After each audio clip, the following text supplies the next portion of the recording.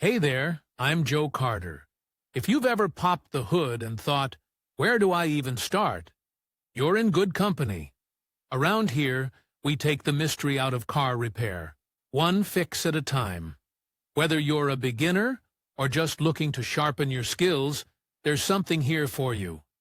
Don't forget to like the video and subscribe if you're into learning without the headaches.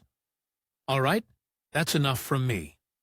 Let's get into it. Before sorting out which motor is better and what is the difference, let's find out how the classic atmospheric engine works. It is an internal combustion engine, the power supply system of which is based on a carburetor or a distributed injector.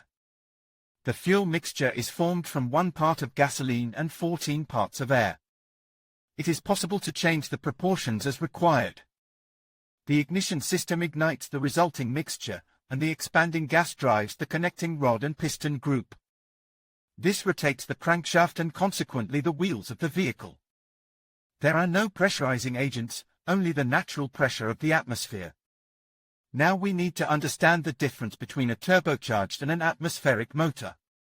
Advantages of an atmospheric motor. Such advantages of the classic engine, which can be seen on many cars, emphasized: high resource of the power unit, reliability and durability of operation, ease of repair. Such a unit is more economical to maintain. To work out which powertrain is best, let's look at each of these points more specifically. Both gasoline and diesel engines are equally good in this regard. They are unequivocally better. It is noted that the motors of this type in the correct performance of 250 to 300,000 without capital repairs. There are also engines that can pass 1,000,000 kilometers. In this regard, the motors are much more economical. There are fewer parts that may need repair. It even happens that the engines are still working, but the body rotted during this period. Reliability. The reliability of the atmospheric engine also leaves no doubt. It can be said that such indicators are due to the simplicity of the design and the absence of unreliable structural elements. Atmospheric engine works well even on cheap and bad gasoline. The same applies to engine oil. Of course, if you do this regularly, the motor will become unstable, but it is much cheaper to repair such a motor than a turbocharged one. But there are undeniable disadvantages of such motors. Unlike turbocharged motors, atmospherics cannot work stably in high-altitude conditions. The power unit weighs much more than a similar one with a turbine, even considering the similar volume. The classic power unit seriously lags behind the turbocharged one in dynamics. It accelerates the car much slower. Turbocharged engine. The first example of a turbocharged engine was invented and built at the beginning of the last century, but for the first time it was put on a car only by the 50s. The principle of operation, unlike the atmospheric one, is the use of a supercharger that creates air pressure.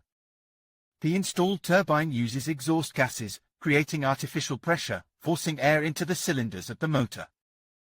Under the influence of pressure higher than atmospheric pressure, the power and dynamics of the motor increases significantly. Motor disadvantages. Despite the parameters by which a turbocharged power unit is better than an atmospheric one, it has some obvious disadvantages. This type of engine is extremely sensitive to the fuel and engine oil used. The oil filter and oil last less and need to be replaced more often. Increased oil consumption due to turbine malfunction is a common failure of turbo engines. Compared to a classic motor, the life of consumables is 1.5 times shorter. This is due to the fact that the engine operates at a higher temperature. Therefore, having a turbocharged unit, owners have to check the oil level more often, monitor the condition of the oil and filters. If you allow the work on bad oil, it will adversely affect the work of the supercharger. Another obvious disadvantage is fuel consumption compared to the atmospheric version. Due to the fact that more air is fed into the engine cylinders, more fuel is required. This affects the budget of the owner of the car, but at the same time gives more dynamics of the car. With a calm driving style, you will not notice a significant difference. It is also important to note that the turbine has a certain resource, after which it will have to be replaced. It is not repairable. Only a temporary delay in the form of restorative manipulations is possible. There is also a peculiarity of operation. After dynamic trips, the motor cannot be immediately shut off, it must work a little at idle to cool down the turbine. As you can see, there are pros and cons of both types of power plants. Which one will be more suitable, only you can decide. Principle of operation of an atmospheric internal combustion engine in section turbocharging system turbine in oil. In conclusion, the choice between a turbocharged and an atmospheric engine ultimately depends on your specific needs and preferences. Turbocharged engines offer enhanced power and efficiency, making them ideal for those seeking performance and fuel economy. On the other hand, atmospheric engines provide a more straightforward driving experience with reliable power delivery and simplicity. By weighing the advantages and disadvantages of each type, you can make an informed decision that aligns with your driving style and requirements. Thank you for watching, and we hope this comparison has helped clarify which engine might be the better fit for you.